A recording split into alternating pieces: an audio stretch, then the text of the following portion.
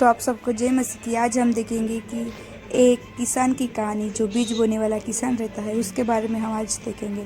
तो चलो शुरू करते हैं। एक दिन यीशु झील के किनारे के निकट था।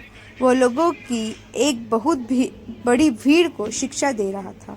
उसने सुनने के लिए इतने सारे लोग आए कि यीशु के पास उन सब से बात करने के लिए स्थान न बचा। इसलिए वह पानी में खड़ी नाव पर चढ़ गया। वहाँ वह बैठ गया और लोगों को शिक्षा देने लगा। यीशु ने उन्हें यह कहानी सुनाई। एक किसान बीज बोने के लिए बाहर निकला। जब वो हाथों से बीजों को बिखेर रहा था तो कुछ बीज मार्ग में गिरे, परंतु पक्षियों ने आकर उन सब बीजों को खा लिया। दूसरे बीज पथरीली भूमि पर गिरे, जहाँ बहुत कम मिट्टी थी। पथरीली भूमि पर गिरे बीज बहुत जल्दी अंकुरित हुए, परंतु उनकी जड़ें भूमि में गहराई में जाने से सक्षम नहीं थी। जब सूर्य निकला और गर्मी हुई तो वे पौधे मुरझा गए और मर गए। तो भी दूसरे बीज झाड़िया के बीच में गिरे। उन बीजों ने बढ़ना आरंभ किया, परंतु कांटों ने उनको दबा दिया। इसलिए कांटेदार भूमि पर गिरे बीजों में से निकले पौधे में से कोई भी अनाज उत्पन्न नहीं कर पाया। दूसरे बीज अच्छी भूमि पर गिरे। वे बीज बड़े और जितने बीज बोए गए थे उनसे 30 गुना, 60 गुना और यहाँ तक कि 100 गुना अनाज उत्पन्न किया। जो कोई भी परमेश्वर के पीछे चलना चाहता है वह उस बात पर ध्यान दे जो मैं कह रहा हूँ। यही कहानी चेलों को उलझन में डाल दिया।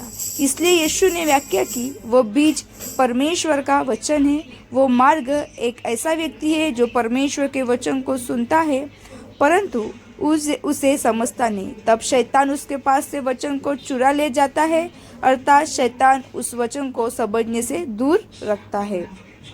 वह पथरीली भूमि ऐसा व्यक्ति है जो परमेश्वर के वचन को सुनता है और आनंद के साथ उसे स्वीकार कर लेता है, परंतु जब मुश्किल समय आता है या अन्य लोग उसे सताते हैं तो वो परमेश्वर से दूर चला जाता है, अर्थात वह परमेश्वर पर भरोसा करना बंद कर देता है।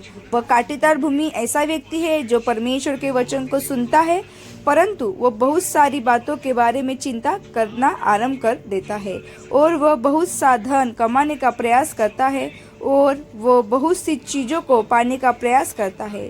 कुछ समय के बाद अब वह परमेश्वर को प्रेम करने में सक्षम नहीं है, इसलिए जो उनसे परमेश्वर के वचन से सीखा था वह उसे परमेश्वर को प्रसन्न करने में सक्षम नहीं करता।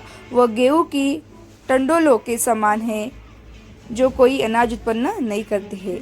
परंतु अच्छी भूमि वो व्यक्ति है जो परमेश्वर के वचन को सुनता है, उस पर विश्वास करता है और फल उत्पन्न करता है।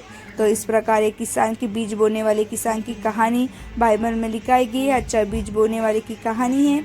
जो अच्छी भूमि है उसको अच्छी भूमि को क्या कहा गया है? व्यक्ति कहा गया है। परंतु अच्छी भूमि पर व्यक्ति है जो परमेश्वर के वचन को क्या करता है? सुनता है, उस पर विश्वास करता है और वो फल उत्पन्न करता है। तो आप सबको जय मसीह की। एक कहानी मत्ती अध्याय 13 की कहानी है। God bless you.